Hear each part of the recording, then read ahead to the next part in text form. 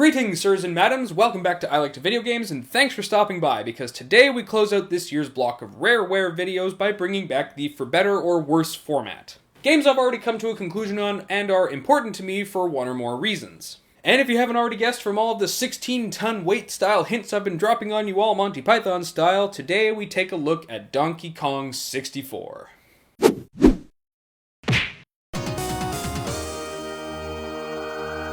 Donkey Kong 64, definitely one of the sleeper hits of 1999, and by that I mean it wasn't really a game I expected to love as much as I did. As I said in my 2013 Christmas video, Donkey Kong 64 wasn't a game that consumed my every waking thought and desire until I finally got my grubby little mitts on it. And in reality, I didn't even prioritize it that much, but after receiving it for Christmas that year, it wasn't long before my tune totally changed, and I was scrambling day in, day out to turn on that console and be serenaded by the DK rap. Oh, yeah, and the rest of the game was pretty good too. All jokes aside, I have to give props to the beginning of this game. The intro cinematic, combined with the sensible and intuitive tutorial, that's a tongue twister, followed by the amazing hub world reveal, drew me right in and did not let go. And what I think helps this intro the most is that it is particularly story heavy, something that kind of caught me off guard back in those days. Most of the games I played growing up in the beginnings of the 3D era started with inciting incidents that took place off screen, leaving us to carry on from that point, filling in the blanks when we came upon them. But Donkey Kong 64's intro cinematic is almost like a masterclass in how to get the player interested, up to speed, and in the know for the rest of the game, while not overloading them with needless exposition or information. We begin by witnessing the majesty that is DK Isle, the shimmering waterfalls, the sandy beaches, and even the mighty heights of the, well, Donkey Kong-shaped mountain in the middle. It's all so picturesque and serene until we see our antagonists approaching at a rapid pace. K Rool is at it again, and this time he means business. After a bit of vehicular slapstick, our adversaries take a moment to lay the groundwork for the plot that will inevitably build the rest of the game for us. Tension mounts as they make it clear that they intend to finish the job this time. The destruction of DK Isle is on the menu this evening, and nothing is going to stop them. What is most effective about this opening that most other games lack is the scope of it all. Mario 64 kicks things into gear with an inciting incident that, like I said before, takes place off-screen. Banjo-Kazooie shows us Tootie's kidnapping, and aside from some taunting from Grunty throughout the game, it's basically all it gives us. Castlevania 64, a game that I really loved back in the day and still do to this day, so I'm going to talk about it in this discussion, starts us off with a narrator role. Like, what? But Donkey Kong 64 makes sure to convey just how big of a threat we're facing up to in this case. We get a look at their base of operations. Henchmen busily working on complicated machines with buttons and flashing screens, distorted impersonal voices giving orders over PA systems, all being overseen by the mysterious, calculating, and fearsome figure that is K Rool, who has just called a meeting with his lieutenants. They explain that prior to their arrival, the agents have stolen Donkey Kong's golden banana hoard and kidnapped his friends. The threat is real in this opening cinematic, and aside from getting the situation and story set up, does a terrific job of putting in place the theming that's going to be carrying us through the rest of the game. Showing us all of the different Kremlings and seeing them taking orders from K Rool shows us that they are organized and purposefully targeting us, rather than just being some mindless creatures the big bad just kind of pointed in our direction. The bad guys then become more than just simple pylons for us to navigate around or avoid, rather a constant reminder that the threat of K Rool's forces have already infiltrated the jungle paradises, quaint forescapes, and even the darkest caves of our homeland. All of these different environments simply must be rescued from K Rool's destructive influence, cause they all too special and fun and awesome. Indeed, the sheer breadth of level environments in this game is nothing new. I mean, it's not like Mario 64 or Legacy of Darkness were really straining for level intrigue. The variety in Donkey Kong 64 is par for the course, but what really helps it to stand out is how each level is laid out. Rather than go for quantity, the team behind DK64 went for broke on 7, 8 if you include Hideout Helm, of the most deliciously constructed levels of the era. Every level has so much to offer, and all of them do so in different ways. Even if there are common elements between them, none of them feel or seem the same. Jungle Japes, for instance, is primarily a large high-ceilinged climbing area with offshoots in various directions. These alternate areas are thematically similar with small changes, and getting to them is a smooth aesthetic transition rather than a loading instance. Conversely, Angry Aztec is two large open walking spaces separated by an aesthetic transition, each containing small, more contained level segments. And even more conversely, Frantic Factory is many smaller spaces with segmented microcosms of gameplay and puzzles, which change the situation in other zones. Each of the levels can be afforded their own description in much the same way, as each level carries with it its own unique characteristics and design concepts. I kind of wish I knew more design lingo so that I could talk you through the rest of them, but that would take forever now, wouldn't it? And of course, so much of what you see is what you hear. Sure, all of the levels are brilliant bits of engineering and design, but I can't help but think that so much of their staying power comes from a superb soundtrack backing them up.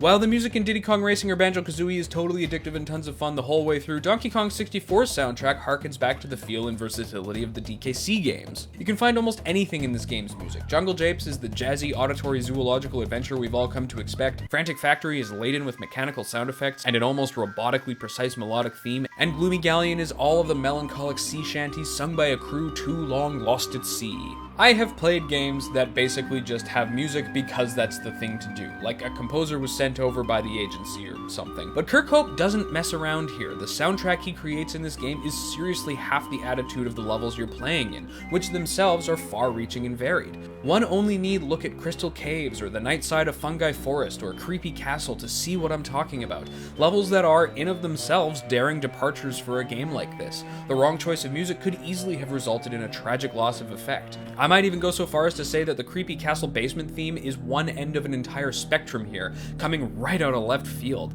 This business could have just as easily fit into a proper scary game. Music aside, all of the levels, creepy or otherwise, are far from your simple point A to point B by way of point C obstacle courses of the days of yore. Each one is a wonderfully open-ended adventure unto itself, packed to the rafters with puzzles, platforming bits, and items to hunt for. While just a year ago I praised the lack of player character input in Donkey Kong Country, Donkey Kong 64 has gone almost completely in the opposite direction, but it's gone there for all the right reasons. Keeping open-ended levels like this fresh and exciting the whole way through requires this game to get creative with the ways in which you interact with it. Donkey Kong 64 stays on top of this by offering the player tons of abilities to use and fool around with, but rather than overload a single player character with all of them, divides them amongst a cast of 5 playable Kongs. Each Kong has a different moveset that, while fitting into the same control structure, has them moving and attacking in unique ways. And with the division of the acquired abilities throughout the game, each level takes advantage of this by giving each Kong their own sections or tasks in the level tailored to their specific moveset. It can be as simple as a load and play minigame, or new areas for the Kongs to unlock for each other, and at times complex, intricately designed rooms that have multiple overlapping paths that can only be completed with certain characters. Thematically speaking, this is a wonderful way to carry on the mechanical legacy of the Donkey Kong Country games. In all 3 of the classic SNES titles, the 2 playable Kongs differed from each other in subtle ways. The player then had to be aware of which Kong was in play and the special considerations that afforded them, such as which enemies could be attacked and how they will end up maneuvering through the level. This concept is almost perfectly preserved in Donkey Kong 64. The Kongs move, jump, and attack in different ways, which sounds like it might become confusing, but oddly enough never does, or at least it never did for me. Each playable character is defined and distinguished in many ways. Visual cues like the colors in their outfit, the velocity at which they travel, even the distinct sound of each Kong's footsteps make it obvious that we're not changing movesets when we enter the tag barrels, but becoming completely different characters. From there, it's just a matter of figuring out who needs to be where, and the levels will open right up to you in no time. Of course, the figuring is the frustrating part, and I will have to admit that running to a tag barrel every few minutes when beginning a new level can get a little tiresome. It's a criticism of the game I've heard plenty of times in the past, but in this case, I kind of think the good outweighs the bad here. See, other than just change the Kong in question, the tag barrels also serve as a health regenerator. Yeah, it sounds like that might make things a bit too easy, but honestly, I could not be happier with how easy this game's health system is on the player. If you'll recall in my Banjo-Kazooie video, I took issue with the way in which the game so deftly took away your health and then failed to properly give it back again, by way of no respawning enemies, and even surrounding the health regen points with bees. Yeah, still kinda sore about that one. But Donkey Kong 64 fixes all of these problems without even batting an eye. There is always an abundance of health about for the player who has found themselves hard on their luck. Enemies are the perfect balance of inconvenience versus dispatchable, and you can always depend on them respawning before too long. And of course, as I mentioned before, the tag barrels act as a full heal every time you enter one. The game is less interested in forcing you to constantly start the level over again, and instead wants you to be able to discover all of the facets of the levels fluidly. It's especially nice when we consider that much of the more segmented play of the game will in fact have you retrying over and over again if you're not really on the ball that first time. Level objectives and bonus barrel minigames are often the most challenging elements of the game, and putting the player through these on top of constantly restarting the level would be a considerable drain on the player's patience. There is so much to praise about Donkey Kong 64's construction and execution. The sheer scope of it all and how tightly and cohesively it all fits together is staggering, remarkable to say the least. But it would be remiss of me to imply, even by omission, that there are no shortcomings in this game.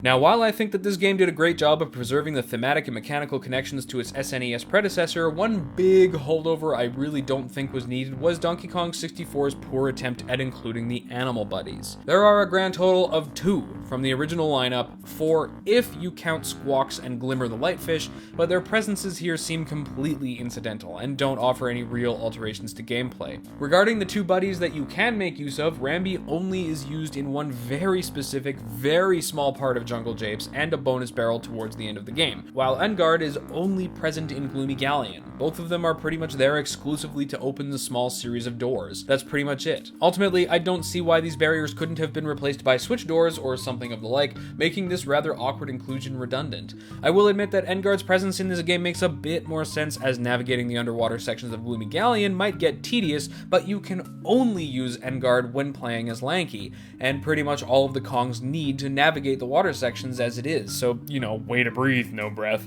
And in the end, all of the activities that Enguarde is used for seem to have been added to justify his inclusion and not the other way around. And speaking of holdovers that seem out of place, the bonus barrels. Yeah, I know, blasphemy and all that, right? Bonus barrels are a time-honored DK tradition and all that, but honestly, when replaying DK64, I came to realize just how poorly executed the bonus barrel concept was in this game. For the most part, the barrels are used appropriately and don't really cause an issue. They are a good way for the designers to include isolated minigames that don't really fit the mechanics or environment of the game proper. It's just that their placement seems haphazard at best. There are plenty of points in this game where the appearance of bonus barrels becomes an geez, really? Moment, and conversely points at which I wish there had been a bonus barrel present. Seriously, probably could have switched these two. Would have felt a bit more natural. If we were rebuilding the game, I would say 1 bonus barrel per level per Kong, having the reward for which maybe be their banana medal, seeing as how the colored bananas are already being used to enter the boss areas. I'm not trying to stand here and complain about problems in a 16-year-old N64 game that are clearly not going to go away. You all already know I love the game to bits. See, what I'm trying to do is mentally create a world in which Beaver Bother does not exist. There is a video file on my computer that is 1 hour and 45 minutes of me trying to play this terrible minigame. It is a blight from which this work of art shall never recover. This minigame can die of 1,000 paper cuts while falling into an erupting volcano filled to the brim with uncomfortably itchy wool sweaters. It is this one factor that keeps this game as a whole out of my top 5 games of all time. While it seems like this game might have run out of places to hide the golden bananas from time to time, like, seriously, you were holding out on me till I played you a song? For all of the adventure and wonder this game gives us, there are moments of challenge that will properly test the player's mettle. Let's not forget that K Rool is up to no good and that the danger is real and all that, you know? And if nothing else, the boss fights will remind you of just that. They are, for the most part, satisfying. Each one is introduced with a quiet moment of contemplation, underscored with menacing music. There is a short cutscene as the Kong in question slowly approaches the battle or the enemy prepares to answer the challenge. Inevitably, they all lead up to a terrifying reveal. In at least one case, literally, and the fight begins. Oh, and these aren't your average everyday beat up a big version of some old enemy. No. Each one is a thrilling, high-action battle start to finish requiring quick thinking and nimble thumbs. They are expertly designed, harrowing experiences for sure, and if it seems like the rest of the game proper is a bit soft on the player, don't worry, Mad Jack's got you covered. I will say that the ramp up in challenge is a bit ridiculous at times, and really the only drawback to these wonderful encounters. There are points in some of the boss fights that are really only barely manageable. Like when Chunky has to avoid the wall of fire by hanging off the edge of the arena, the split-second accuracy required to avoid Mad Jack, the 3 final hits of King Cutout. Tough spots. Like in Donkey Kong Countries 2 and 3 before it, Donkey Kong 64 does not skimp on the boss battles, as you can see. And you'll be happy to learn that, unlike Donkey Kong Country 3, this game has a final boss fight that you walk away from feeling all accomplished and good about yourself. It's so cool! I've said previously that of the K Rool boss fights in the DKC SNES games, number 2, Captain K Rool, was my favorite. He was big and intimidating, everything he did meant danger, and even though you would wind up fighting him however many dozens of times it took you to get the patterns down, you didn't give up because there was some kind of an actual rivalry there at that point. Donkey Kong 64's fight with King K Rool is very much like that. I mean, look at him, he's positively huge. And even though the environment of this fight more fits the quirky, cartoony aesthetic of the game and isn't really all that, like, scary or whatever, the fact that he's so immersed in it, a boxer in the ring with a huge crowd cheering for him and not you, and that he looks like he's just itching for a chance to run up and beat you to a pulp really works well into building up the intensity of the fight. And what a fight it is! Each Kong must take it in turns to use their unique abilities to bring down the bruiser before time's up. This boss fight will have you doing everything from launching Donkey at him from cannon barrels, to bringing the lights down on him with Diddy, to Tiny tickling his toes with her feather gun. This is the perfect apex of challenge for this game. A game that is this big and expansive demands a final boss that is just so. Each segment of the fight is a tight 3-minute battle, with no moment to rest or collect yourself. 15 minutes of high action with transitional cutscenes in between makes this quite the ordeal, with the looming threat of failure and having to start again becoming the stuff of nightmares by the end. Finishing this game was so very satisfying for me. While I managed to finish the Donkey Kong Country games in just a few hours apiece, Donkey Kong 64 was a full 23-hour adventure that never felt like a chore, except for maybe Beaver Bother. Finding all of the collectibles, exploring all of the levels, battling the bosses, it was all so rewarding. And yeah, even though this game was one of my favorites as a youngin', I can say for sure that the fun I experienced this time around was genuine. And I honestly think that this game holds up. But unlike when I was young, I finally saw my way to 101%ing this game, which I will say was less than life-changing. I mean, with the DKC games, they actively hide this stuff from you, and completing the game feels like so much more of a victory. But with Donkey Kong 64, all of the item counters are pretty much readily available, and collecting everything there is to find feels much more like an unspoken requirement than an actual accomplishment. But it was still pretty cool to see that big 101 on my save file after all so many years. While Donkey Kong 64 might not be the paragon of gaming perfection I made it out to be in my last video, it certainly comes damn close for me.